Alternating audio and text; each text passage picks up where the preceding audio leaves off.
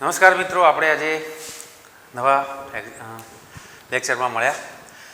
તો અહીંયા આપણે ગઈ વખતે ચાલુ હતું સરેરાશ પરમાણ્વીય દળના એક્ઝામ્પલ. મેં તમને એક એક્ઝામ્પલ ગણાવ્યો હતો. બીજા બે એક્ઝામ્પલ લઈ લઈએ એટલે આ ટૉપિક તમને આવડી જાય. દાખલા એકદમ સરળ છે. અહીંયા બીજા નંબરનો એક્ઝામ્પલ છે તો એમાં એમ કહે છે કે નીચેની માહિતીનો ઉપયોગ કરીને ક્લોરીનનું પરમાણ્વીય દળ શોધો. માહિતી તમને આપેલી છે, એમાંથી ક્લોરીનનું પરમાણ્વીય દળ શોધવાનું છે. સમસ્થાનિક છે, ક્લોરીનના બે સમસ્થાનિક આપેલા છે, ક્લોરીન 35 અને ક્લોરીન 37. ટકાવાર પ્રમાણ કુદરતમાંથી મળી આવતી એની પ્રચુરતા 75.77 છે ક્લોરીન 35ની, અને ક્લોરીન 37ની 24.23 છે. અને મોલર દળ આપેલું છે, ક્લોરીન 35નું મોલર દળ 34.9689 છે અને ક્લોરીન 35નું મોલર દળ 36.9659 છે. તો મિત્રો તમને ખબર છે સરેરાશ પરમાણ્વીય દળ સૂત્ર હતું A બાર બરાબર સિગ્મા Fi ઇન્ટુ A. આ સરેરાશ પરમાણ્વીય દળ A બાર બરાબર sigma Fi into A. Fi એટલે ટકાવાર પ્રમાણ અને A એટલે એનું મોલર દળ. બરાબર છે. હવે અહીંયા ટકા આપેલા છે એટલે જે કુદરતી પ્રચુરતા જે છે ટકામાં આપેલી છે એને આપણે 100 વડે ભાગવા પડશે. એટલે 75.77 છે એટલે 0.7577 આ થશે. બરાબર છે. એને કોના વડે ગુણશો? Into A. એટલે પ્રમાણ આવી 34.9689. બરાબર. પ્લસ બીજા તત્વો માટે 24.23 છે, 100 વડે ભાગો એટલે શું થશે? 0.2423 ગુણ્યા મોલર દળ. મોલર દળ થાય 36.9659.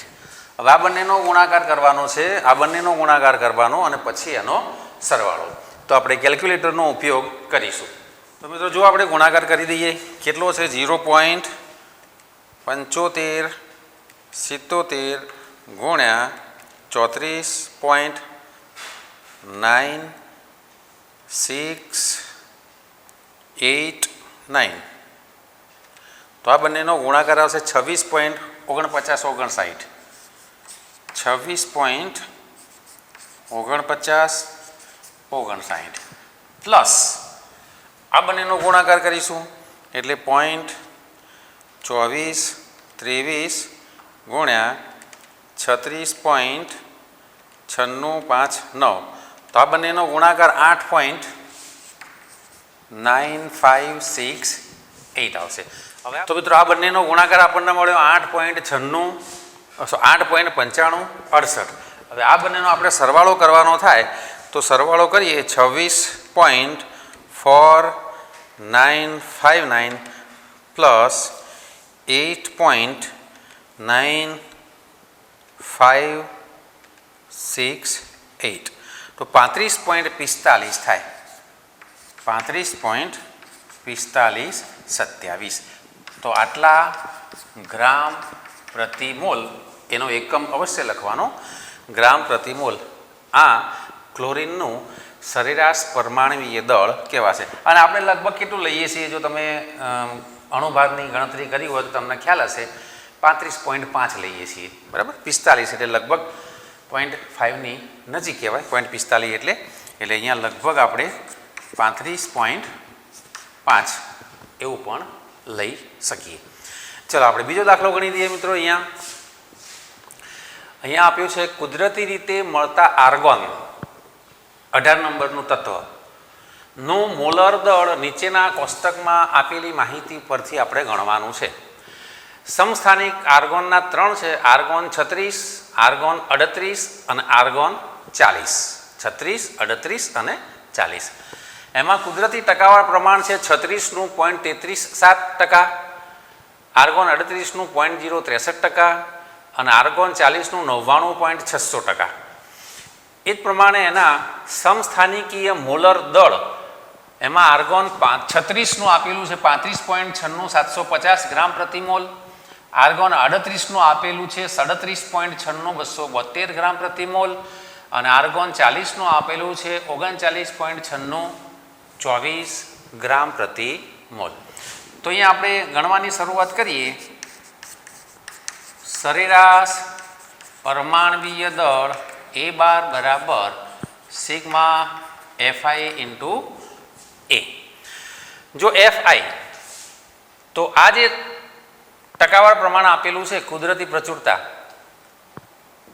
એને 100 વડે ભાગવાના થશે એટલે 0.00337 ગુણ્યા 35.96755 પ્લસ આર્ગોન 38 માટે 0.063 100 વડે ભાગશો એટલે 0.00063% થશે, આટલા થશે ગુણ્યા 37.96272 પ્લસ 99.600 ને 100 વડે ભાગશો એટલે 0.99600 થશે.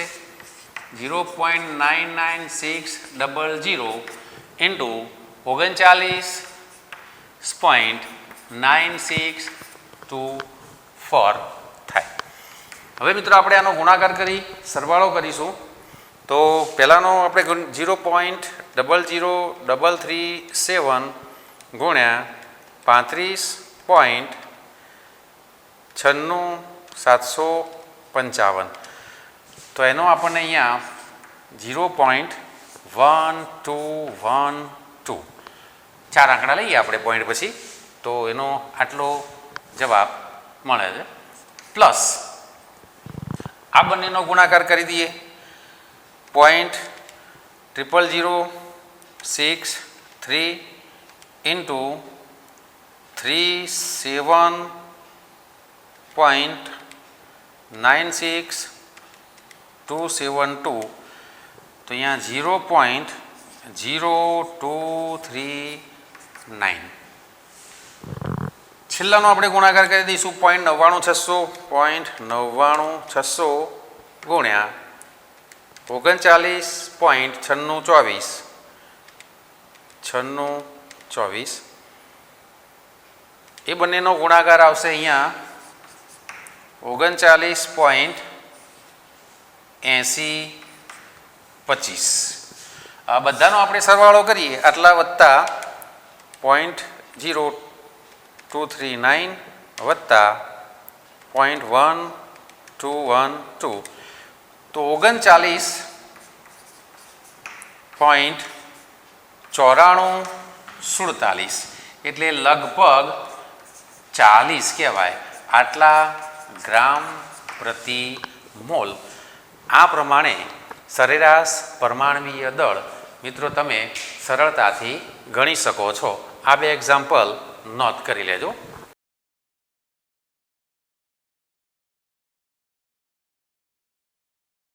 નમસ્કાર મિત્રો, એક નવો ટોપિક જે તમને MCQ લેવલે આમાંથી પૂછી શકે છે.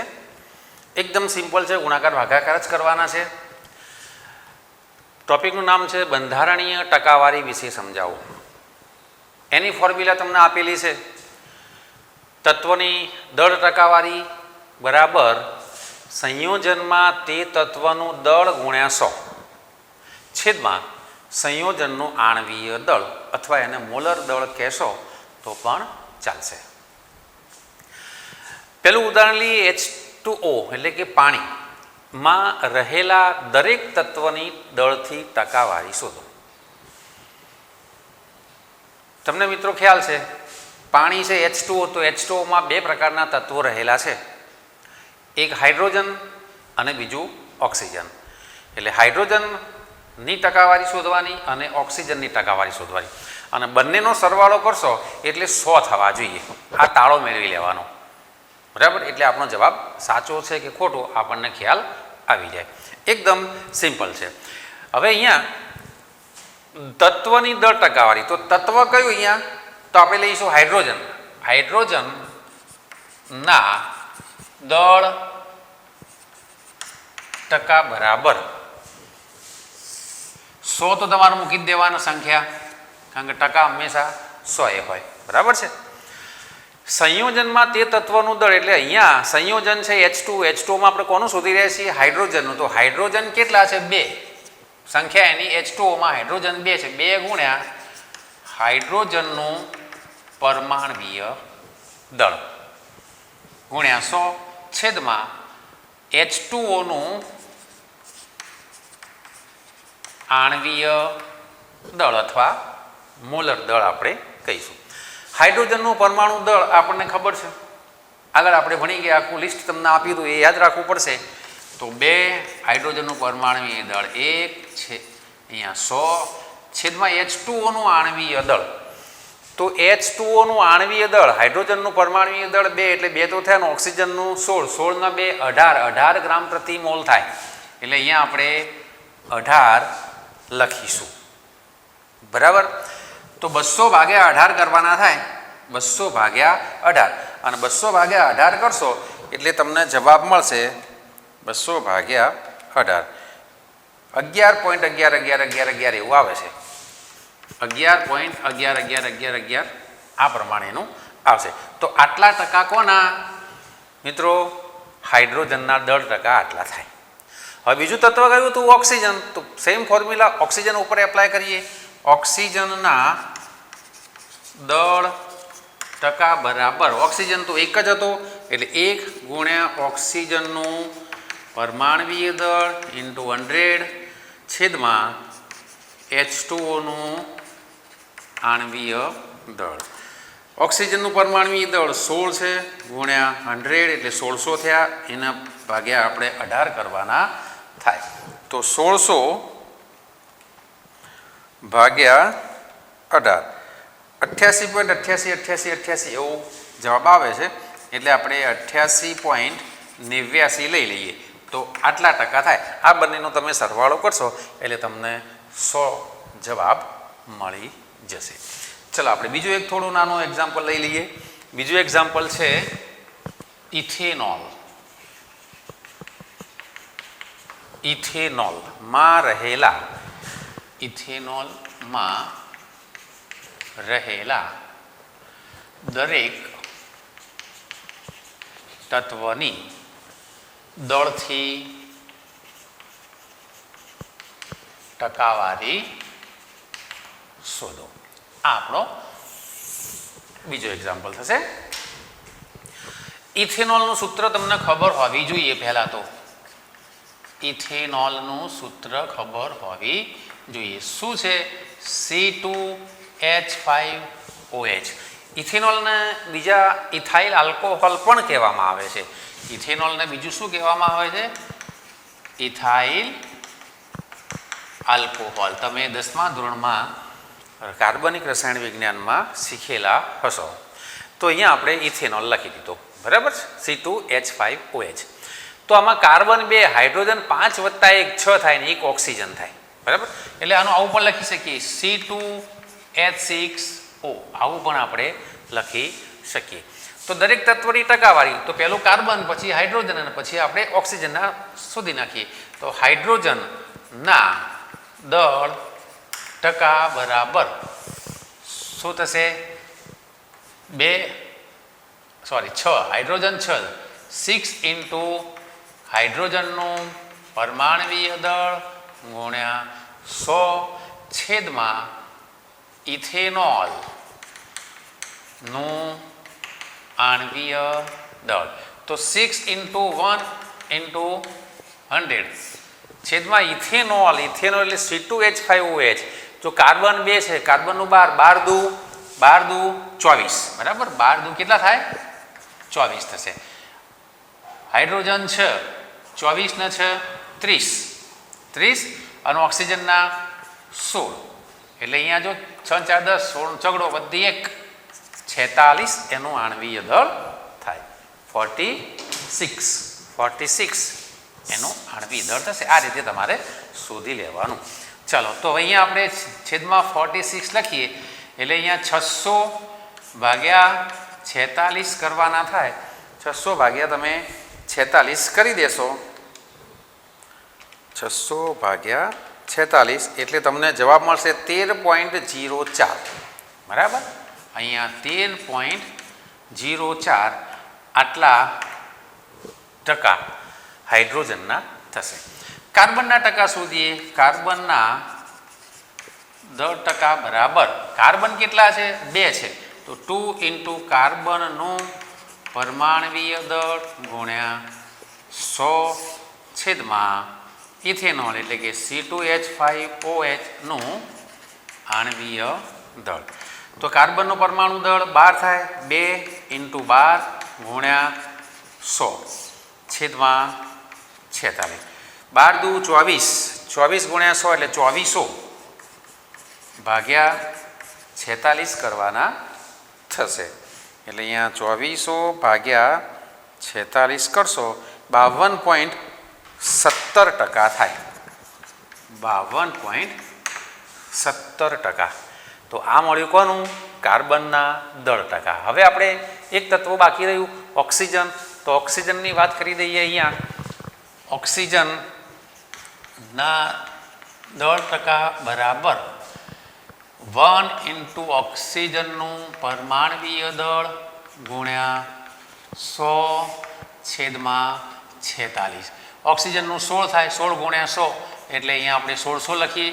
1600 ભાગ્યા 46 કરવાના થશે અને 1600 ભાગ્યા 46 તમે કરશો, 1600 ભાગ્યા 46 એટલે 34.78 જેવો જવાબ આવે છે. 34.78. તો આ પ્રમાણે તમે કાર્બન, હાઇડ્રોજન અને ઓક્સિજનના દળ ટકા શોધી શકો છો. હજુ આપણે એક ઉદાહરણ બીજું લઈ લઈએ. Na2SO4 sodium sulphate. ત્રીજું ઉદાહરણ લઈએ. Na2SO4 જેનું નામ છે સોડિયમ સલ્ફેટ. સોડિયમ સલ્ફેટમાં રહેલા દરેક તત્વની દળથી ટકાવારી માં રહેલા દરેક તત્વની દળથી ટકાવારી શોધો. ચલો, Na2SO4 સોડિયમ સલ્ફેટ છે. પહેલાં આપણે એનું આણવીય દળ ગણી લઈએ. આણવીય દળ કેટલું થાય? આણવીય દળ Na ના 2 બરાબર, 23 દુ 46, સલ્ફર 32 અને ઓક્સિજન 16 ચોક 64. તારનો સરવાળો કરશો તો જો 6 ને 4 10 ને 2 12, 12નો બગડો વધી 1, 6 ને 1 7, 7 ને 3 10, 10 ને 4 14 એટલે 142 એનું આણવીય દળ થાય ગ્રામ પ્રતિ મોલ. આટલું આપણે કહી શકીએ. બરાબર છે, 142 જે આપણે પહેલાંથી નક્કી કરી દીધું. હવે દરેક તત્વ લઈ લઈએ. તો સોડિયમ છે તો Na દળ ટકા બરાબર સોડિયમ 2 છે એટલે ટ્વાઇસ Na નું પરમાણવીય દળ ગુણ્યા 100 છેદમાં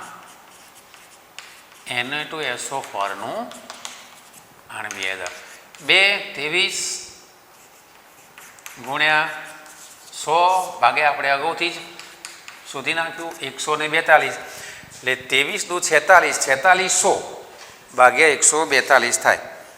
4600 ભાગ્યા 142 એટલે 32.394 જેવું થાય. 32.394 આટલા સોડિયમના. હવે સલ્ફર આવશે તો આપણે એ પ્રમાણે સલ્ફર માટે જોઈ લઈએ. સલ્ફરના દળ ટકા બરાબર 1 ઇન્ટુ સલ્ફરનું પરમાણવીય દળ ગુણ્યા 100 છેદમાં આપણે સીધા 142 લખી દઈએ.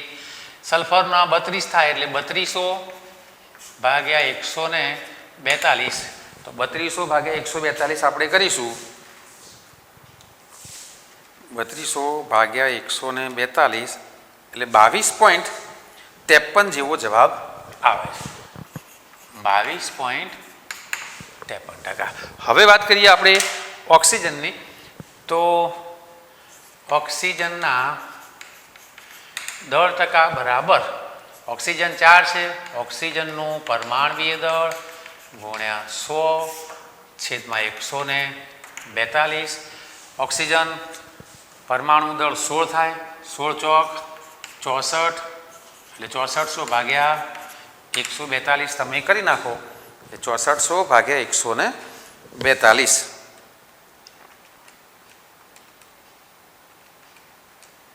45.07% થાય.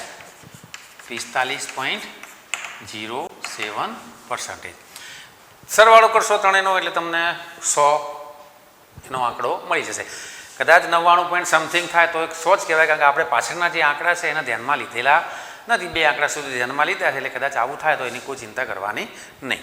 તો અહીંયા આ પ્રમાણેના તમને બીજા 2-3 ઉદાહરણ આપું. પહેલા નંબરનું હોમવર્કમાં પહેલા નંબરનું છે યુરિયા એટલે NH2CONH2 આવું થાય. નંબર 2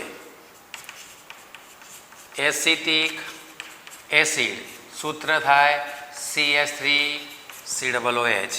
ચલો આપણે ત્રીજું લખીએ સોડિયમ હાઇડ્રોક્સાઇડ NaOH, બધાને ખ્યાલ છે NaOH. ચોથું લખીએ ગ્લુકોઝ C6H12O6 ગ્લુકોઝ માટે બરાબર છે. પાંચમું ઉદાહરણ લખીએ સુક્રોઝ માટે.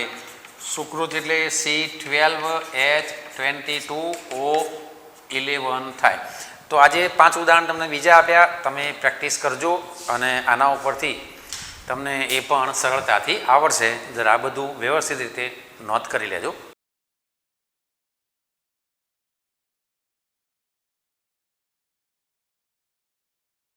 મિત્રો એક નવો ટોપિક, એકદમ સરળ ટોપિક. અહીંયા લખ્યું છે કે સૂત્ર દળ વિશે ઉદાહરણ લઈને સમજાવો, માહિતી આપો. સૂત્ર દળ, હવે આ કોને લાગુ પડે? તો આયનીય ઘન પદાર્થો છે એ આયનીય ઘન પદાર્થોને આ લાગુ પડશે. આયનીય ઘન પદાર્થો કયા? તો ઘણા બધા છે. આમાંના હું 1-2 તમને ઉદાહરણ લઉં. NaCl મીઠું, સોડિયમ ક્લોરાઇડ જેને કહીએ છીએ, CSCl સીઝિયમ ક્લોરાઇડ લખેલું છે, NaCl CaCl, ઝિંક બ્લેન્ડ આવે છે ZnS, આ બધાની વાત છે. તો એમાં બંધારણીય એકમ તરીકે સ્વતંત્ર અણુ ધરાવતા નથી. એટલે આ બધા જે પદાર્થો છે NaCl CSCl, આ પ્રકારના જે આયનીય સ્ફટિકો, એ બંધારણીય એકમ તરીકે સ્વતંત્ર અણુ ધરાવતા નથી. આમાં ધન અને ઋણ આયનો 3 ડાયમેન્શનમાં ગોઠવાયેલા હોય છે. ધન અને ઋણ આયનો ત્રિપરિમાણીય ગોઠવણી ધરાવતા હોય છે. બરાબર છે. એટલે આ પ્રકારના જે આયનીય ઘન પદાર્થો છે એ ઘન સ્થિતિમાં એક અણુ તરીકે હોતા નથી. ઘન સ્થિતિમાં એક અણુ તરીકે એ હોતા નથી અને એટલા માટે એમના અણુભારની જગ્યાએ અહીંયા સૂત્રભાર અથવા સૂત્ર દળ તરીકે એમને દર્શાવવામાં આવે છે. લખેલું છે. હવે ત્રિપરિમાણીય ગોઠવણી મેં કહ્યું, તો ત્રિપરિમાણીય ગોઠવણી કેવી? તો અહીંયા મેં તમને એક સમજવા માટે, સમજાવવા માટે અહીંયા એક નાની આકૃતિ દોરી છે. હવે આ જે આકૃતિ દોરી છે શાની છે? પહેલાં તો એ છે NaClના એકમ કોષની. તીર મારીને બતાવ્યું છે અહીંયા કે NaClનો એકમ કોષ શબ્દ વાપરું છું, યાદ રાખજો. એકમ કોષ એ સ્ફટિકની ત્રિપરિમાણીય રચનાનું પ્રતિનિધિત્વ જ કરે છે. આવા ઘણા બધા એકમ કોષ આગળ પાછળ ઉપર નીચે આજુબાજુ ગોઠવાતા જાય ત્યારે સ્ફટિકની રચના થાય છે. સમજો, બરાબર? તો જો અહીંયા NaClનો આ એક એકમ કોષ છે. હવે જો NaClનો સ્ફટિક બતાવવો હોય તો કેવી રીતે એની ગોઠવણી થાય? તો આવો ને આવો જ એકમ કોષ બીજો સાઈડમાં હોય, આ બાજુ હોય, ઉપર હોય, નીચે હોય, આગળ હોય, પાછળ હોય. એવી રીતે આગળ આ પ્રમાણે ગોઠવાતા જાય એટલે મોટી લાંબી એકદમ ત્રિપરિમાણીય સરસ મજાની રચના તૈયાર થાય. એટલે એટલું બધું તમારે વિચારવાનું છે. એક જ બતાવ્યો છે, આગળ પાછળ ઉપર નીચે આજુબાજુ એ પ્રમાણે એવા જ એકમ કોષ ગોઠવાતા જાય ત્યારે સોડિયમ ક્લોરાઇડના સ્ફટિકની રચના તમે એની ઇમેજ સમજી શકો.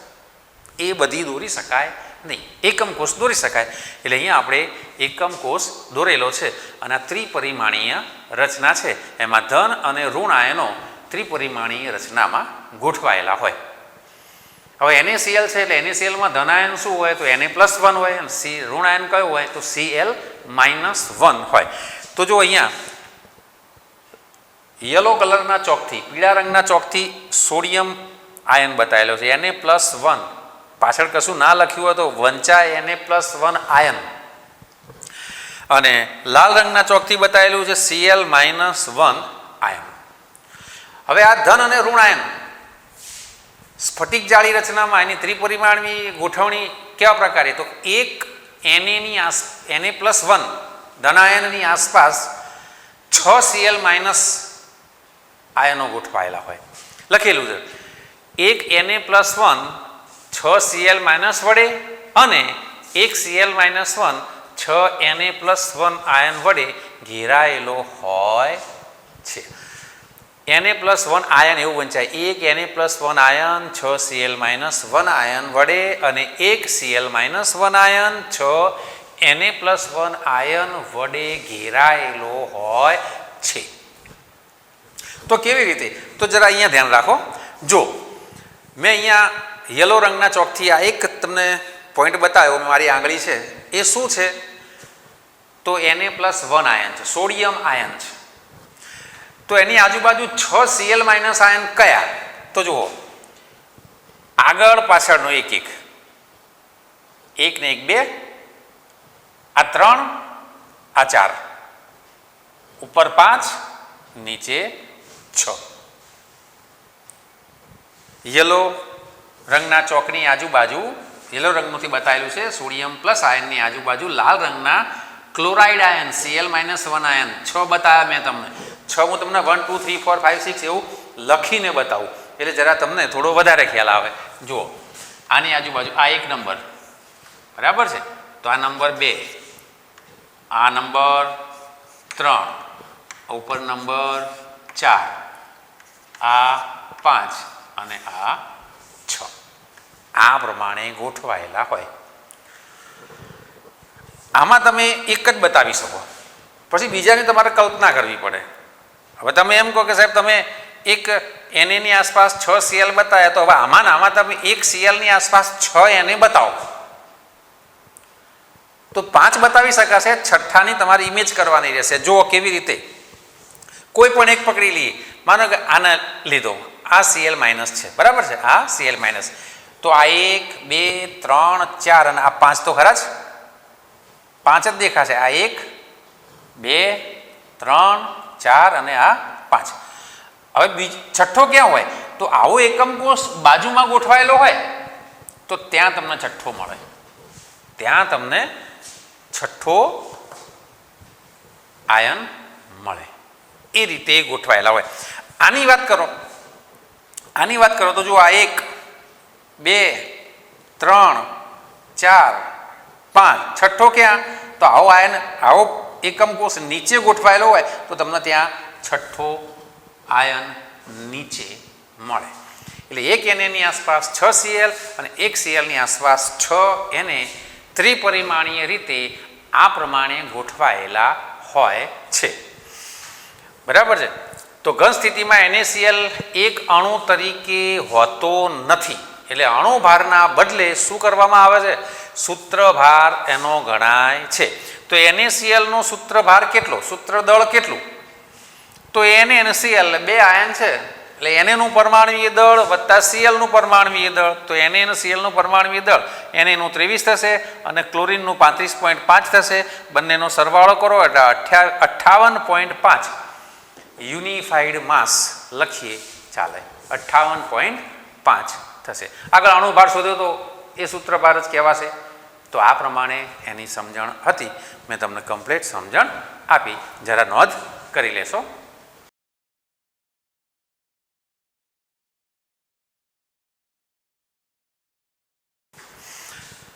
મિત્રો, આપણે નવો ટોપિક ભણીએ. હવે આ ટોપિક ખૂબ જ મહત્ત્વનો છે. પરીક્ષાની દૃષ્ટિએ તો ખરો જ, સાથે સાથે મોલ શબ્દ હવે દરેક જગ્યાએ આવશે. એટલે મોલ એ શું છે એ આપણને ખબર હોવી જોઈએ. તો મોલ એ શું છે એ આપણે ચેપ્ટરની શરૂઆતમાં ભણી ગયા.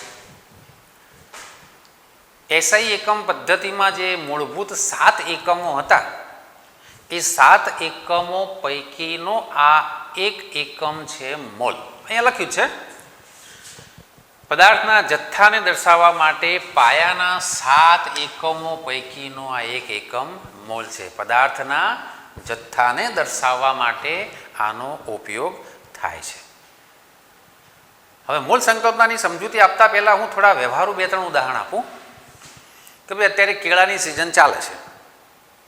તો બજારમાં તમે કેળા ખરીદવા જાઓ ત્યારે તમે એમ નહીં કહો કે મને ભાઈ 10 નંગ કેળા આપ, 7 નંગ કેળા આપ, એવું નહીં કહો. તમે એમ કહેશો કે ભાઈ 1 ડઝન કેળા આપો, અથવા 1 ડઝન કેળાનો શું ભાવ છે એવું તમે પૂછશો. બરાબર છે ને? માપનું ફેમિલી હશે તો 1 ડઝન કેળા લેશો, વધારે ફેમિલી હશે તો 2 ડઝન, 2.5 ડઝન, 3 ડઝન, નાનું ફેમિલી હશે તો તમે અડધો ડઝન કેળા માગશો. તો ડઝન એટલે કેટલા બધાને ખબર છે, 12 નંગ એટલે ડઝન થાય. 12 નંગ એટલે 1 ડઝન થાય. બધા સારી રીતે જાણો છો. તો 12 નંગ, 12 સંખ્યા 1 ડઝન, 12 સંખ્યા એટલે 1 ડઝન, 12 નંગ એટલે 1 ડઝન સંખ્યા બતાવી 12. બરાબર છે? એવી રીતે તમે પતંગ ચગાવવાના શોખીન તો હશો જ. પતંગ ચગાવવાના તમે શોખીન હશો. ઉત્તરાયણ આવશે એટલે તમે પતંગની ખરીદી કરવા જશો અને પતંગની ખરીદી કરશો એટલે દુકાનદાર પાસે તમે નહીં કહો કે મને 22 નંગ પતંગ આપ. તમે પતંગ મિત્રો જોડે વાત કરતા હશો તો પણ કહેશો કે ભાઈ હું 5 કોડી પતંગ લાવ્યો, 4 કોડી પતંગ લાવ્યો, વગેરે વગેરે, જે તમારી જરૂરિયાત. તો કોડી શબ્દ આવે. 1 કોડી એટલે 20 નંગ થાય. બરાબર છે ને? 1 ડઝન એટલે 12 નંગ, 1 કોડી એટલે 20 નંગ. તો 20 નંગ એટલે 1 કોડી, 12 નંગ એટલે 1 ડઝન. જો સંખ્યા બદલાય છે એ પ્રમાણે એને રજૂઆત કરવા માટેનો એક એકમ પણ બદલાય છે.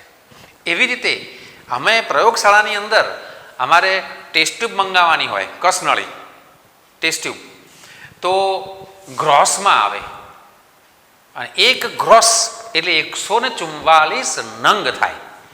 1 ગ્રોસ એટલે કેટલા નંગ થયા? 144 નંગ. જો 1 ડઝન, 1 કોડી, 1 ગ્રોસ, તો સંખ્યા બદલાય છે. 12 નંગ થાય, 20 નંગ થાય, 144 નંગ થાય છે. આ સામાન્ય વ્યવહારની વાત થઈ. હવે આપણે રસાયણ વિજ્ઞાનમાં આવી જઈએ. તો રસાયણ વિજ્ઞાનમાં થોડો પદાર્થ હોય, હું તો કહું 1 અડધી ચમચી જ પદાર્થ છે માની લો, તો એમાં એ જે ઘટકોનો બનેલો હોય, ઘટક એટલે અણુ, પરમાણુ કે આયન જે હોય તે, એમાં ઘણી બધી સંખ્યા હોય. એની સંખ્યા ઘણી બધી હોય. બરાબર છે? તો અલ્પ પ્રમાણ ધરાવતો પદાર્થ એટલે મેં તમને કહ્યું અડધી ચમચી જેટલો જ પદાર્થ. અલ્પ પ્રમાણ ધરાવતો પદાર્થ, એમાં પરમાણુ કે અણુઓની સંખ્યા ઘણી વધારે હોય છે. ઘટક કણ એટલે અણુ, પરમાણુ કે આયન પણ લઈ શકાય. આપણે આયન શબ્દ અહીંયા લખ્યો નથી, અણુ, પરમાણુ કે આયન શબ્દ તમારે સમજવાનો. ઘટક કણ એટલે તો અલ્પ જથ્થામાં આપણે પદાર્થ લઈએ તો એમાં અણુ કે પરમાણુની સંખ્યા ઘણી બધી હોય. તો આ અણુઓની ચોક્કસ સંખ્યાને, પરમાણુઓની ચોક્કસ સંખ્યાને કે આયનની ચોક્કસ સંખ્યાને દર્શાવવા માટે મોલ શબ્દ પ્રયોગ કરવામાં આવ્યો. તો અણુઓની સંખ્યાના ચોક્કસ જથ્થાને દર્શાવવા માટે મોલ એકમ રજૂ કરવામાં આવ્યો. હવે મોલ એટલે શું? 1 મોલ એટલે શું? તો અહીંયા એની વ્યાખ્યા આપેલી છે, આ બાજુ જરા જોશો ભાઈ. 1 મોલ એટલે કેટલા? તો કાર્બન 12 સમસ્થાનિકના 12 ગ્રામ વજન જે છે એમાં રહેલા પરમાણુની સંખ્યા એટલે 1 મોલ કહેવાય. ફરી વાર બોલું, 1 મોલ એટલે કેટલું? તો કાર્બનના 2 સમસ્થાનિક છે, કાર્બન 12 અને કાર્બન 14. કાર્બન 14ને આપણે સાઈડમાં મૂકી દઈએ, કાર્બન 12ની વાત કરીએ તો કાર્બન 12 સમસ્થાનિકનું 12 ગ્રામ વજન લઈએ અને એ વજનમાં જેટલા પરમાણુની સંખ્યા હોય એ સંખ્યાને 1 મોલ કહેવામાં આવે છે. લખ્યું છે 1 મોલ એટલે 12 ગ્રામ કાર્બન 12 સમસ્થાનિકમાં રહેલા પરમાણુની સંખ્યા, એને 1 મોલ કહેવામાં આવે. હવે એ સંખ્યા કેટલી? તો એની શોધ કોને કરી? તો એની શોધ એવોગેડ્રો નામના વૈજ્ઞાનિકે કરી. કાર્બન 12 સમસ્થાનિકના 12 ગ્રામ જેટલા વજનમાં પરમાણુઓની સંખ્યા કેટલી થાય એ આપણે અહીંયા મેળવીએ તો એની શોધ એવોગેડ્રો નામના વૈજ્ઞાનિકે કરી, એટલે એને એવોગેડ્રો આંક પણ કહેવામાં આવે છે. તો હવે તમે મિત્રો આ તો આગળ ભણી ગયા છો, તમને ખબર છે કે પરમાણુ છે એ અતિ સૂક્ષ્મ છે અને એનું વજન કરવું હોય તો કોઈ ભૌતિક તુલાનો ઉપયોગ કરી શકાય નહીં. એનું વજન કરવા માટે આપણે કોની મદદ લેવી પડે? તો દ્રવ્યમાન સ્પેક્ટ્રોમીટરની મદદ લેવી પડે. તો અહીંયા જુઓ કે કાર્બન 12ના એક પરમાણુનું દળ કોના વડે માપ્યું? તો દ્રવ્યમાન સ્પેક્ટ્રોમીટર વડે માપ્યું. તો એનું મૂલ્ય કેટલું મળ્યું? 1.992648 ગુણ્યા 10⁻³ ગ્રામ. યાદ રાખજો આ આંકડો. કાર્બન 12ના એક પરમાણુનું દળ દ્રવ્યમાન સ્પેક્ટ્રોમીટર મદદથી માપવામાં આવ્યું તો કેટલું વજન મળ્યું? 1.992648 ગુણ્યા 10⁻³ ગ્રામ આપણને પ્રાપ્ત થયું. એક પરમાણુનું દળ ભૌતિક તુલા વડે તો માપી જ ના શકાય, દ્રવ્યમાન સ્પેક્ટ્રોમીટર વડે માપવું પડે અને એ આપણને આટલું પ્રાપ્ત થયું. હવે કાર્બન પરમાણુની સંખ્યા, તો એક મોલ કાર્બનનું દળ ભાગ્યા 1 કાર્બન પરમાણુનું પરમાણવીય દળ. 1 મોલ કાર્બનનું દળ કેટલું? તો એના પરમાણુ ભાર જેટલું. કાર્બનનો પરમાણુ ભાર કેટલો? 12. તો લખેલું છે 1 મોલ કાર્બનનું દળ કેટલું બતાવ્યું? 12 ગ્રામ પ્રતિ મોલ. અને 1 કાર્બન પરમાણુનું પરમાણુય દળ કેટલું? તો આપણે દ્રવ્યમાન સ્પેક્ટ્રોમીટરની મદદથી માપ્યું એટલું, 1.992648 × 10⁻23. -23 ઉપર જતા રહેશે એટલે +23 થઈ જશે અને આ બંનેનો તમે ભાગાકાર કરશો એટલે તમને મળશે 6.022 × 10⁻23. આટલા પરમાણુ મળે 1 મોલમાં. તો 1 મોલ જથ્થો એટલે કેટલા પરમાણુ થયા? તો 6.022 × 10⁻23. અને આ સંખ્યા કોને શોધી? એવોગેડ્રો નામના વૈજ્ઞાનિકે શોધી, એટલે એને એવોગેડ્રો આંક પણ કહેવામાં આવે છે. તો આટલું મગજમાં ક્લિયર? 1 મોલ કાર્બનના પરમાણુ એટલે સંખ્યા કેટલી? તો 6.022 × 10⁻23. આટલા પરમાણુ થાય. હવે મોલને કોઈ એકમ નથી, હોય જ નહીં. મોલને કોઈ એકમ હોય નહીં. કેમ? તો મોલ એ શું બતાવે છે? માત્ર સંખ્યા બતાવે છે. એટલે હું એક વધારાનું વાક્ય લખી દઉં અહીંયા. મોલ એ સંખ્યા દર્શાવે છે, તેથી તેને કોઈ એકમ હોઈ શકે નહીં. હવે 1 મોલ હાઇડ્રોજનના પરમાણુ એટલે સંખ્યા કેટલી થઈ? 6.022 × 10⁻23 હાઇડ્રોજનના પરમાણુ કહેવાય. 1 મોલ પાણીના અણુ એટલે કેટલા અણુ થયા? તો 6.022 × 10⁻23 પાણીના અણુ થાય. 1 મોલ ઇલેક્ટ્રોન તો કેટલા થયા 6.022 ઇન્ટુ 10⁻23 ઇલેક્ટ્રોન થયા. 0.1 મોલ ઇલેક્ટ્રોન એટલે શું થાય? તો એ સંખ્યાને તમે 0.1 વડે ગુણો, 0.1 કરશો એટલે ઘાતમાં 23 થઈ જશે. તો આ પ્રમાણેની તમને ખબર હોવી જોઈએ. અણુ, પરમાણુ, આયન 1 મોલ જેટલો જથ્થો એટલે સંખ્યા એવોગેડ્રો આંક જેટલી એની હોય. તો આ વાત હતી મોલની, બરાબર. તો અહીંયા આપણે મોલ વિશેની, મોલ સંકલ્પના વિશેની વાત પૂરી કરી. હવે વાત કરીએ મોલર દળ. મોલર દળ એટલે શું?